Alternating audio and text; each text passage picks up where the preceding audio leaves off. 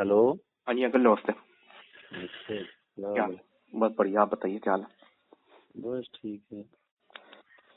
और सर्दी एंजॉय हो रही है? हाँ, सर्दी एंजॉय कर रहे हैं खूब? बहुत सर्दी है भाई। एंजॉय नहीं हो रहा है, तकलीफ हो रही है। तकलीफ हो रही है? सब ठीक है? वो ज्यादा ही हो गई। तबीयत तो ठीक है कि नहीं? हाँ हाँ, तबीयत ठीक है। कुछ ज्यादा ही हो रही है ठंड। हाँ ठंड ज्यादा ही पड़ गई है इस बार। कुछ ज्यादा ही एक्सेस हो गई है और ऐसे टाइम में पड़ी है कि बिजनेस में भी जीरो कर दिया और वैसे हाँ भी। बिजनेस तो वैसे ही हो गया कि कोरोना और दोबारा से आ गया और वो सब भी। नहीं, ठंड भी नहीं पड़ी ना, लेट पड़ी। अगर पहले पड़ती तो कुछ बिजनेस का मजा मिलता। और हाँ ये वही ठंड बात। पहले पड़ती तो बिजनेस में बल्ले बल्ले हो जाते, सब हाँ खाली हो ठीक जाता। बात है, ठीक बात है, आपका तो काम है। तो ऐसे हाँ बिजनेस के बाद पड़ी तो सारा माल डंप हो गया, तो अब पड़ी तो अब क्या फायदा, अब तो शरीर को नुकसान दे रही। सही बात है, शरीरों को तो सबको नुकसान हो रहा है, सब बीमार पड़ रहे हैं आजकल। तो मन नहीं कर रहा है एकदम बिल्कुल। हम्म, आज संडे था, दिन भर घर ही में। वो सबका यही आज है तक अब इस वक्त। सोए उठे बस। हाँ संडे को होता ही यही है, जितना आराम करो। बस। और बताइए। सब बस आपका आशीर्वाद है। अरे बात तो पापा से करनी चाहिए। हाँ तो बताइए आप, पापा से क्या मतलब मुझसे कर लीजिए। मैं और उसमें पापा में कोई अंतर है या मुझसे भी तो आपका नहीं नहीं, रिलेशन है अंतर कि नहीं है? नहीं है, लेकिन बड़ों का सम्मान अलग होता है ना। देखिए, नहीं बड़ों से बात बिल्कुल अलग सम्मान होती आप है। बिल्कुल है, आप बताइए, मैं पापा से बात करा दूंगा, नहीं तो आप मुझसे बात कर लीजिए। एक्चुअल हाँ, में तो वही हम उनकी कह रहे तबीयत थे एक्चुअली कि ठीक नहीं थी, तो इसलिए हाँ डॉक्टर हाँ, ने तो भी मना इसीलिए किया हमने था, और पापा कोई पे बात फोन नहीं मिलाया। हमने नहीं। हाँ पापा पे फोन नहीं मिलाया। हम हाँ कहा तो तबीयत कैसी है पापा की? तबीयत ठीक है, लेकिन वो प्रिकॉशन थोड़ा लेना होता है ना, तो उस हिसाब अच्छा से अच्छा ये अच्छा। चीज है। इसीलिए हमने पापा पे नहीं मिलाया, आप हाँ जी मिलाया। उनका हाँ पापा जी। को मिलाया तो ठीक नहीं है ना, पता नहीं सो रहे हो यार। हाँ तबीयत। वही, वो आराम ही ज्यादातर करते हैं, तो वही बात है। नहीं, इसीलिए नहीं मिलाया। इसलिए मैंने आपको मिलाया। उनका आपको मिला के फिर हाँ जी, पापा से बाकी बात कोई ऐसी करूंगा। बात नहीं है, पापा से आप जब कहेंगे मैं खुद फोन मिलवा दूंगा, कोई ऐसी बात नहीं है। वही हम कह रहे थे, इसको निपटवाते मैटर जैसे भी हो। हाँ मैटर बताइए, में। हम पापा ने तो महीना भर हो गया, ये लोग टाले जा रहे हैं, हम तो खुद देख रहे हैं कि क्या हो रहा है। आपसे भी पहले बात हुई, उसके बाद में फिर पापा को ने लिख के भी भेज दिया कि भाई आओ। अब कागज कागज कर रहा था, तो कागज तैयार है भाई, कागज तैयार करवा दिए। अब उसके बाद में तो फिर अब इन्हीं का ही स्टेप था कि कागज तैयार कराइए, नहीं तो जो भी कह रहे थे अदालत अदालत हम चले जाएंगे, ये कर देंगे, वो तो अब तो तैयार है, तो अब क्यों नहीं फिर आ रहा? तो महीना भर हो चुका, ना कोई जवाब आया ना कुछ आया। नहीं नहीं, वो तो बात हुई थी हमसे, तो बोला था आज से भी 10-15 दिन हो गए हैं। हम्म। 15-20 दिन हो गए हैं कि फोन आया था कि आप बात करिए। हम्म। उनको अच्छा ठीक है, हम कर लेते हैं बात। हाँ जी। अब तो मैंने जितना इन्होंने कहा, इनके हिसाब से सब कुछ हो रहा था, हो गया सब तो। अब बस इनको आना है, कब कैसे क्या करना है ये बता दें अपना, इन अच्छा हो जाएगा काम। अच्छा, चलिए फिर बताइए आप कब आना है, नहीं हम कैसे आप जब करना कल है आ जाए, आप कुछ। जैसा आप बताए, हम लोग तो आपके जवाब के उनके इंतजार में हैं। देखिए मुझसे आप खुल के बात करिए। देखिए अंकल जी, आपने कन्यादान मुझको किया, तो मैं मेरा आपसे अलग रिलेशन रहेगा हमेशा, तो मुझसे आप कोई खुल के बात करिए, कोई ऐसी बात नहीं है। उनको अलग मानिए, हमको अलग मानिए, लेकिन उनसे भी आपका रिलेशन है, हमसे भी आपका रिलेशन है, वो रहेगा हमेशा, है ना अंकल जी? तो आप उस हिसाब से मुझसे बात करिए, आपके बेटे जैसा हूँ मैं, आप वैसे बात करिए मुझसे। अरे हम कह रहे थे वो लेने देने का क्या हिसाब हाँ तो रहेगा। वो आप करिए, बताइए कैसे क्या है, आप अपना प्रपोजल आप बताइए, फिर हम बताइए आपको कैसे बताते हैं। कैसे करना है। आप आप जो बताओगे वही होगा। जब आप लोग जैसा बताओगे वैसे ही होगा ना, तो कैसे करेंगे।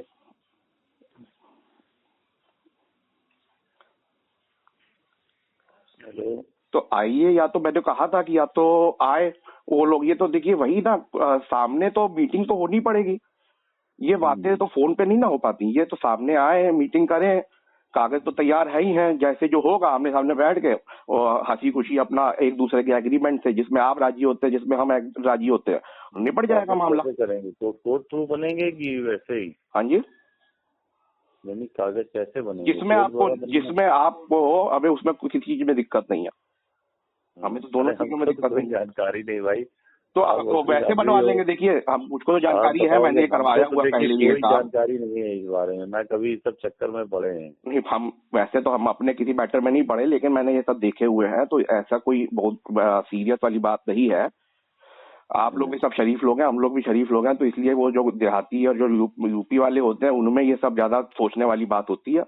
तो आपस में हम लोग बैठ जाएंगे और जैसे कोर्ट के थ्रू करेंगे तो कोर्ट के थ्रू कर हो जाएगा, और अगर वैसे करना हो तो वैसे हो जाएगा। दोनों चीजों में तब दिक्कत होती है जबकि मतलब उस तरह के लोग होते हैं। समझ है ना मेरी बात को? हम लोग को तो ना भाई देखो, जब रजामंदी से काम होगा, हाँ, आप भी राजी हो, वो भी राजी हैं, हाँ, कोई दिक्कत आनी नहीं चाहिए ना। तो बस वही बात बात तो है। चाहे फोन पे ही हो जाए तो ज्यादा अच्छा है।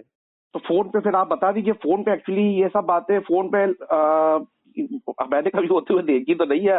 ये सब बातें आमने सामने ही होती है, क्योंकि साइन तो सामने ही होते हैं। तो बाकी अगर आप नहीं चाहते हैं कि भाई आप चाहते हैं पहले ही फोन पे ही हो जाए, तो आप अपना प्रपोजल बताइए, नहीं ठीक हम है ना, सोच वहाँ के आके आपको। मीटिंग करो, आपस में बैठ के, सामने कुछ बात हो, विवाद हो, तो उससे अच्छा है कि एक सेटलमेंट हम लोगों का फोन पे हो जाए आपसे बात। तो आप अपना प्रपोजल दीजिए, साइन हमने करो, तो ये देखिए। आप अपना लो, ये मेरा दो, ये अपना हिसाब बराबर करके अपना भैया वो अपने घर को, साहब हाँ अपने बिल्कुल, घर कोई को, दिक्कत नहीं है। है नहीं? हाँ जी बिल्कुल।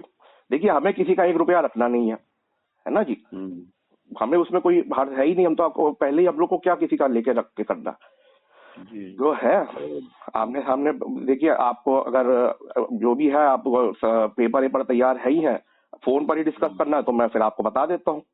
एक मुझे टाइम दीजिए, कल या परसों मैं आपको फोन करता हूँ, या फिर आप अपना प्रपोजल दे दीजिए तो आप मुझे फोन कर दीजिए। नहीं, अपना कोई प्रपोजल नहीं है भैया, कोई वो नहीं है ना। हमने तो साफ बोल दिया है उनसे हम्म, कि भैया ऐसा कुछ मैटर मत रखिए कि किसी को भी कोई तकलीफ हो। जब संबंध नहीं रखना है तो उस हिसाब से अपना जो हो अपना लेन देन कर लीजिए। आप भी उचित जजमेंट ले लीजिए, आप भी समझदार हो, तो उचित आप भी जो हो बता दीजिए, जिसमें उनको भी ना ऑब्जेक्शन हो, वो भी तुरंत राजी हो जाए और तुरंत फोन पे ही बात हो जाए, वहाँ आके लिखा पड़ी हो, काम नहीं पड़े।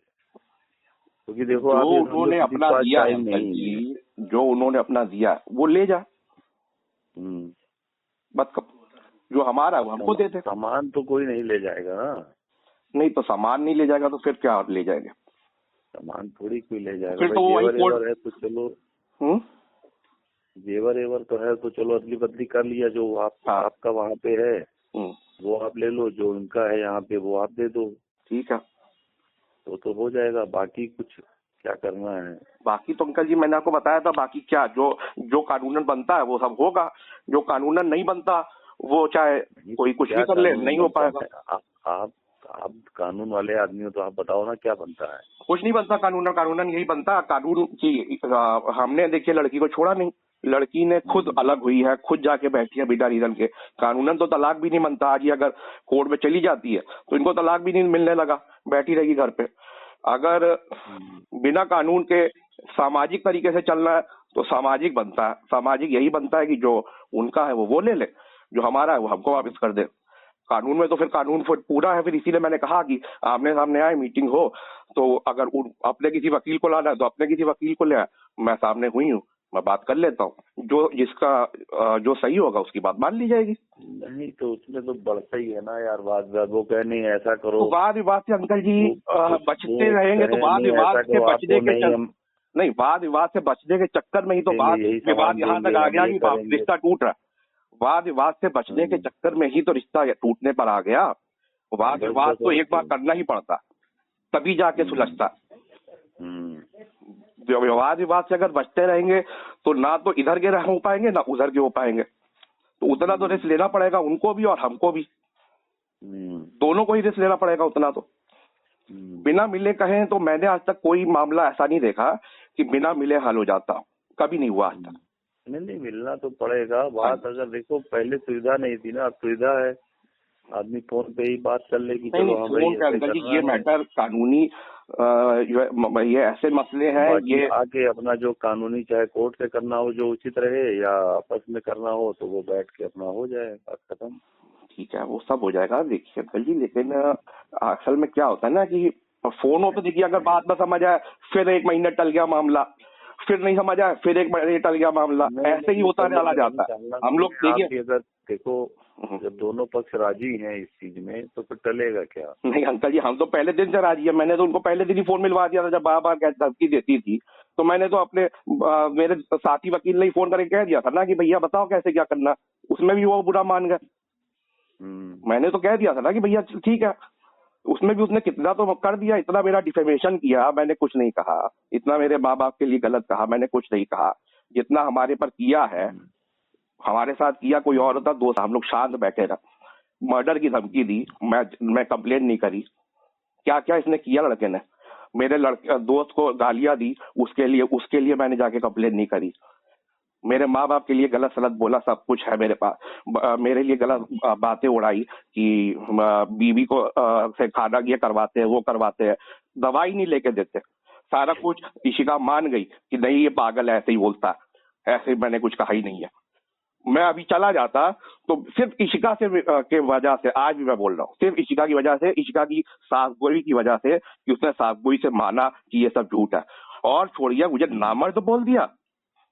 कोई लड़का आज दुनिया में आप देख लीजिए दूर दूर तक, ये इस बात को बर्दाश्त नहीं कर सकता जो मैं बर्दाश्त करके बैठा हूँ अंकल जी। इशिका ने ये तक बोला फोन पे, इसका भी मैंने उससे जवाब लिया कि बताओ मैं तुम्हारे साथ क्या कुछ कर नहीं पाता था, या मुझ में कोई कमी थी। फोन पर भी मैंने पूछा है, व्हाट्सएप पे भी मैंने लिखवा के आपको स्क्रीनशॉट भी भेज सकता हूँ और कॉल रिकॉर्डिंग भी। और मैं तब भी बर्दाश्त करके इसलिए बैठा हूँ कि मेरी बीवी का भाई है। जब तक ये रिश्ता नहीं टूटता तब तक तो है ही है वो मेरी बीवी का भाई, इसलिए तब तक तो मैं कुछ कह नहीं रहा हूँ, शांत हूँ मैं अंकल जी। बहुत उसने गलत किया, बहुत ज्यादा गलत, ये इतना गलत किसी ने आज तक अंकल जी किया नहीं है। और इतना शांत होके, कभी एक तरफा नहीं होता ये मामला, हमेशा दोनों तरफ से तीर और कमान चलते हैं अंकल जी।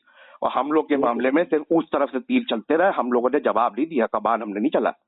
उधर से ही हर रोज नई नई बातें आती रही, और हम लोगों ने पलट के ये नहीं कहा कि नहीं उन्होंने ऐसे किया, उन्होंने ऐसे किया। हम लोग सिर्फ अपनी सफाइयां देते रहे कि नहीं हमने ऐसे नहीं किया, हमने ऐसे नहीं किया।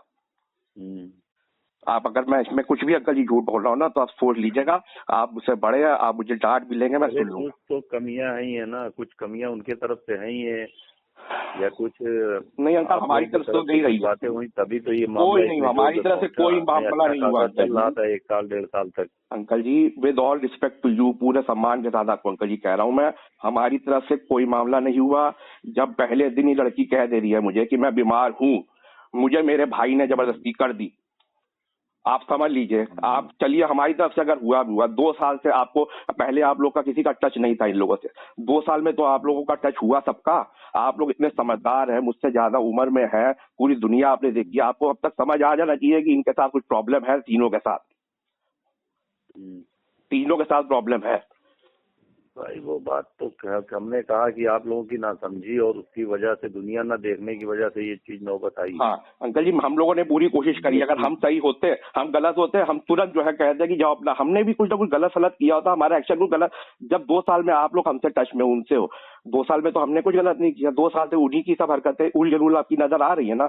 हम इसीलिए चुप रहे, पहले हम बोलने लायक नहीं थे क्योंकि हमारे पास कोई सबूत नहीं था।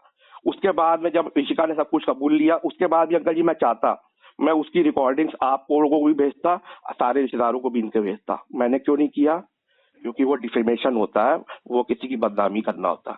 अपने को सही तक नहीं मैंने प्रूफ किया अभी तक मैंने आपको कॉल रिकॉर्डिंग नहीं भेजी उसकी, और उनके सारे रिश्तेदारों के भी मेरे पास कॉन्टैक्ट है, मैंने किसी को नहीं भेजी अंकल जी।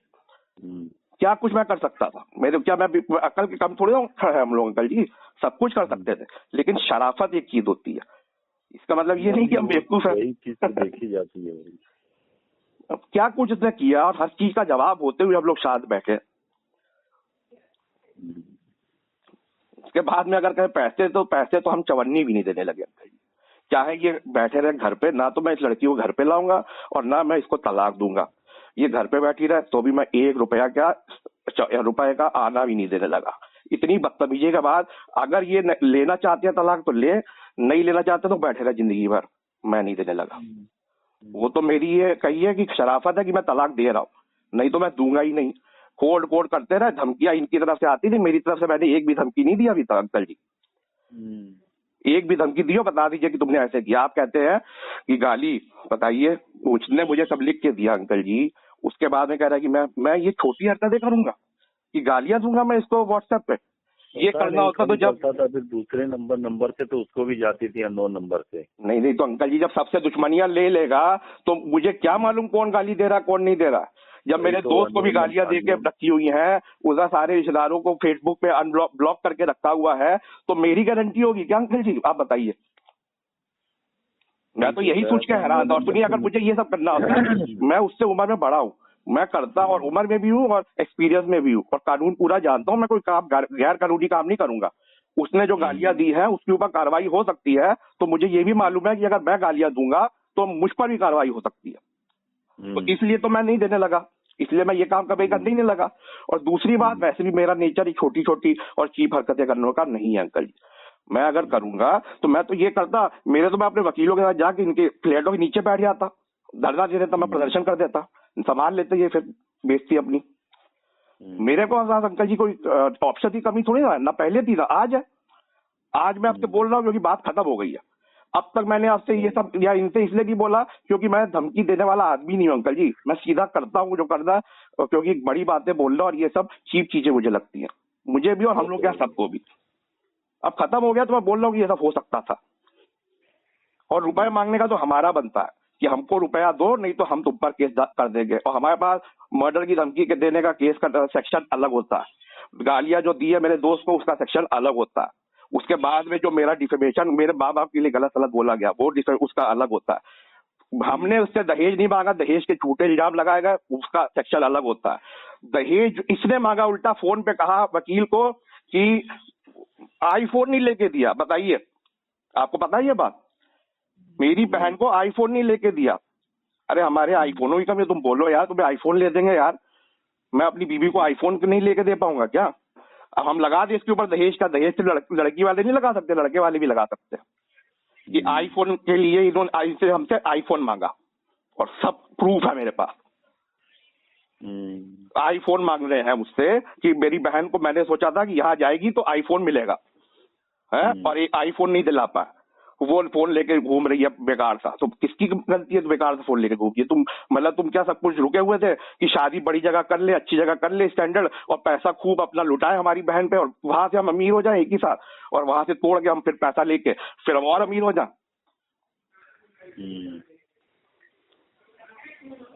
नहीं भैया क्या बताएं, हम तो सुनते हैं बातें तो अंकल जी मैंने सब गुंडई इनकी देख ली है, अब मैं गुंडई में नहीं आने लगा। आपकी पूरी इज्जत है और वो हमेशा रहेगी। आपसे मेरा पूरा रिलेशन है क्योंकि आपने मुझे कन्यादान किया था और वो रहेगा हमेशा। उन्होंने बहुत बेइज्जती करी, इतनी बेइज्जती हमारी आज तक किसी ने नहीं करी मेरे खानदान की। मेरे माँ बाप को यही नहीं, पूरा दिल्ली में हर जगह लोग आज भी इज्जत देते हैं। दादा दादी मेरे गए ना आखिरी तक, टट्टी बाथरूम हर चीज घर पे कराते रहे, सब कुछ इतना ध्यान रखा है ना मेरे माँ बाप ने, इतना संस्कारी है ये सिर्फ मैं जानता हूँ, मेरे सारे रिश्तेदार जानते हैं। और उनको नहीं छोड़ा। उनकी उम्र के किसी बंदे पर आदमी जिंदगी भर इज्जत कमाता है और तुम बुढ़ापे में आके उनकी इज्जत खत्म कर दो। मेरे माँ बाप है वो, और तुम्हें जिनको इतने संस्कार नहीं है कि जो घर पे आके बदतमीजी करो और उसके बाद में लड़का तुम्हें गाली दे तो तुम उसका इशू बना दो कि गाली दी। उसका इशू नहीं बना रहे हो कि तुम मेरी किसी के बाप के साथ गलत करेगा तो वो गाली देगा। मैंने इशू मुझे बनाना चाहिए था कि तुमने मेरी बाप के साथ गलत किया, और मैंने इशू नहीं बनाया कि तुमने बदतमीजी करी मेरे घर वालों के साथ। मतलब इतने संस्कार खुद होने चाहिए। मैं कल को आंटी को कुछ गलत सलत बोल दूं इसके सामने तो इसका मतलब ये क्या हंसेगा या ये चुप हो जाएगा? ये क्या गाली नहीं देगा? ये मुझे घर से निकालेगा नहीं? ये मुझे थप्पड़ नहीं मार देगा? मेरी माँ नहीं है क्या? मेरे बुढ़े हो गए मेरे माँ बाप है, और कहता है कि बुढ़े होकर माँ बाप घूमते हैं और ये जो है जवान होके घर पे रहते हैं। कहा मैं इसको नहीं लेके गया। मैंने ऋषिका से पूछा फोन पे, बेटा मैं तुमको कहीं लेके नहीं गया ऋषिका? हर जगह लेके गया। लंगर यहाँ पर इतनी वो होती है भीड़ की क्या बताए, मोदी जी का लंगर इतना फेमस है, मतलब खूब भीड़ होती है। फिर उसके मैं कभी खुद नहीं जाता, इसकी इच्छा थी, मैं कैसी तरीके से मुझे मालूम है, आज भी याद है। तो इसको किस तरीके से लेके गया, सबका जहां इसने कहा सब लेके गया। पासपोर्ट नहीं देने को तैयार और कहती है कि बाहर नहीं लेकर गए। इतने बड़े बेवकूफ, पासपोर्ट तुम लोग छुपा रहे हो क्योंकि तुम लोगों ने डेट ऑफ बर्थ गलत बताई हम लोग। हम लोग का प्रोग्राम बन गया हनीमून का, जिनके साथ बिना बना दोस्त था वो दोस्त और उसकी बीवी चले गए और हम लोग मुंह ताकते रह गए। और उसके अगले दिन बड़ी मुश्किल से पासपोर्ट यहाँ आया तो उसके बाद बेशिका ने ऊपर छुपा दिया जाके। बताइए ये सब क्या हो रहा है अंकल? हम लोग तो पूरी तरह ठगे गए हैं। हम लोग को इशू नहीं कर रहे। बातें तो बहुत हैं, बातें करोगे तो आपको खत्म नहीं होंगी। नहीं बातें हम लोग की तरफ की हुई नहीं ना अंकल जी, उनकी तरफ की तो सब बातें 2 साल से चल रही थी, हम लोग की बातें तो कभी हुई नहीं। बातें अंकल जी तभी खत्म होंगी कि अभी अगर इनको चुपचाप अलग होना है तो अलग हो, और नहीं होना है तो अपने घर पे बैठे, हमें कोई टेंशन नहीं है। लेकिन रुपया हम चवन्नी नहीं देने लगे। जो उन्होंने लिया, चाहे वो कचरा दिया और चाहे वो फर्नीचर दिया और चाहे वो टीवी दिया, चाहे जो दिया, वो उठा के वो ले जाए, हमें उसकी कोई जरूरत नहीं। और नहीं तो जितनी उसने धमकियां दी है वो सारी धमकियां आजमा ले।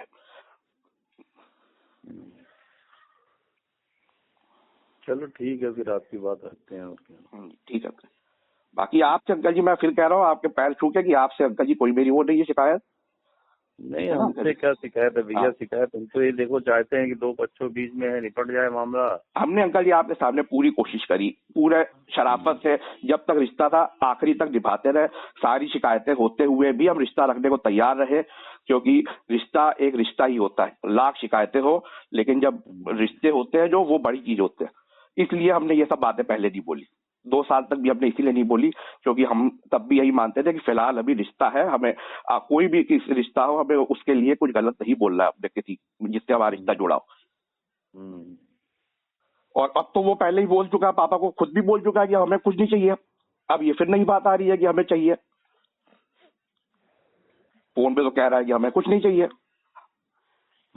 तो बैठे रहे, अगर यही सब खेल खेल करने हैं तो करते रहे फिर अंकल जी। अब भी मैं फोन आपसे तो मैं फोन उठा ही लूंगा, लेकिन ये कल को ये खुद फोन करेंगे तो ना मैं फोन उठाऊंगा ना पापा उठाएंगे। फिर ये जिसके थ्रू बात करना चाहते हैं, समाज के थ्रू, कानून के थ्रू, गुंडों के थ्रू, पॉलिटिशियन के थ्रू, जिन जिन की धमकियां दी है, करते रहे फिर। हम अगर मेरा तो है, अगर ज्यादा है बात, अगर ये नहीं आ पा रहे तो मैं आ जाता हूँ अपने कुछ साथियों के साथ, मैं आके बात कर लेता हूँ इनसे। और इनकी खैर बहुत बहुत ज्यादा, ये मुझे कानून भी सिखा रहे थे। मैंने इनको समझाया कि बेटा घर पे आके ये करना ये गलत है, किसी के साथ बदतमीजी करोगे तो ये धाराओं में आदमी कहानी कर देता। तो उसको कानून वकील मेरा साथी को समझा रहे हैं कि वो इतना बड़ा गधा है मेरे लिए, कहते हैं। ये मुझे इज्जत दी इन्होंने पहले से, उस दिन से। कोई चवन्नी भर की एक दामाद की कोई वैल्यू होती है, मैंने कहा चलो वैल्यू ना दो, बेइज्जती तो ना करो यार, इज्जत ना दो कोई बात नहीं, लेकिन बेइज्जती तो ना करो। कानून मुझे सिखाता लड़का ये कल का, कह रहा है कि अरे मैंने तुम्हारे भले के लिए कहा हर भाषा का इस्तेमाल करके, कि तुम किसी तरीके से तो समझोगे कि भैया कोई और होता तो तुम घर में अगर इस तरह से घुसे आओ, कहाँ अटैची और इस तरह से कोहराम मचा दो घर में आके, तो ये चीजें हो जाती है।